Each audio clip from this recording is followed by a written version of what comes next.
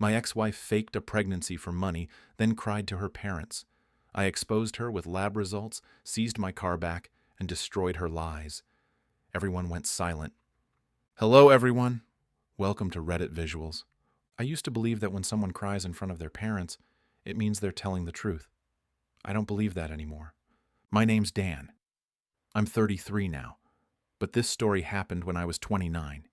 It was the year I learned that trust can be weaponized, and lies can destroy you if you don't fight back. I met Olivia at my cousin's engagement party.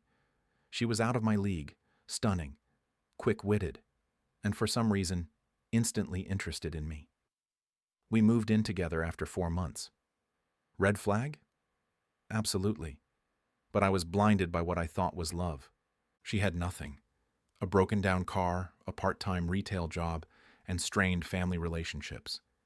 I had a 6-figure career that I built myself from scratch, a condo, and a matte black Audi A4 that I'd just finished paying off. That car was my pride and joy. 2 years in, I proposed. Simple courthouse wedding, small reception. She insisted we save money for our future. I should have asked what future she meant. A few months into marriage, she started the baby conversation. Casual at first, then obsessive. She'd track my reactions, go cold if I wasn't enthusiastic enough. Then one morning, she placed a positive pregnancy test on the kitchen counter with this triumphant smile. I wasn't ready to be a dad, but I tried to be supportive. Bought expensive prenatal vitamins, started a nursery, even gave her my Audi because she said her car wasn't safe for the baby. But it didn't stop there. New maternity clothes, $300. Organic groceries, an extra $150 a week. Special mattress, $800. Everything was for the baby. 2 months in, I noticed red flags. She wasn't showing, no morning sickness, no fatigue. Actually, eating junk food and drinking occasionally. When I asked about doctor appointments, she'd brush me off. Nothing interesting, just checkups. When I asked to see her lab results for our baby folder, she went silent and changed the subject. That night, I found her clinic card and called them. The receptionist said, "Olivia hasn't been seen here since last year's annual exam." I needed more proof. I told her I was going on a business trip, but instead I took my old truck and parked down the street. That evening, she left in my Audi and drove to an Italian restaurant where she met another man. I watched through my phone camera as they kissed, not friendly, but passionate. She was drinking red wine, laughing, looking very unpregnant and very much on a date. I recorded everything. The next day, I got official documentation from the clinic confirming she'd never had any pregnancy-related visits. Then I compiled everything: the clinic letter, videos of her cheating, and bank statements showing over $4,000 in fake pregnancy expenses. But I didn't confront her yet. I wanted to see how far she'd push this lie. She kept demanding more money, more expensive vitamins, a winter coat because she was starting to show. I bought it all, building my case. Finally, 3 weeks later, I was ready. She came home and casually asked about dinner. I said, "Sure, but first, how's our baby doing?" "Great," she lied smoothly. "Strong heartbeat. Everything's perfect." I handed her the folder. She flipped through it, her face cycling from white to red to pale. When she finished, she actually laughed. "You went through my things? You followed me? That's abuse." I stayed calm. "You faked a pregnancy. You stole thousands of dollars from me. You're cheating." She exploded. "That man's just a friend. And I was pregnant. I miscarried 2 weeks ago but didn't want to hurt you." The crocodile tears started. Full sobbing performance about losing our baby and grieving alone. I showed her the video of her kissing him. 2 weeks ago, when you were supposedly grieving our miscarriage." The tears stopped instantly. Her face went cold. Then she smiled, not sad, but calculating. "So what now, Dan?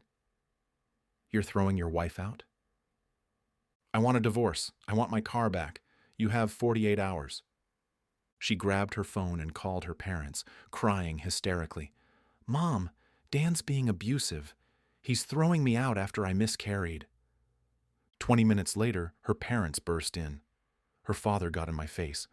"What's wrong with you? Your wife just lost a baby." I handed them the folder without a word. They read everything in silence. The clinic letter, the cheating photos, the bank statements showing $4,000 in fake expenses. Dead. Silence. Olivia tried to salvage it. Those photos are out of context.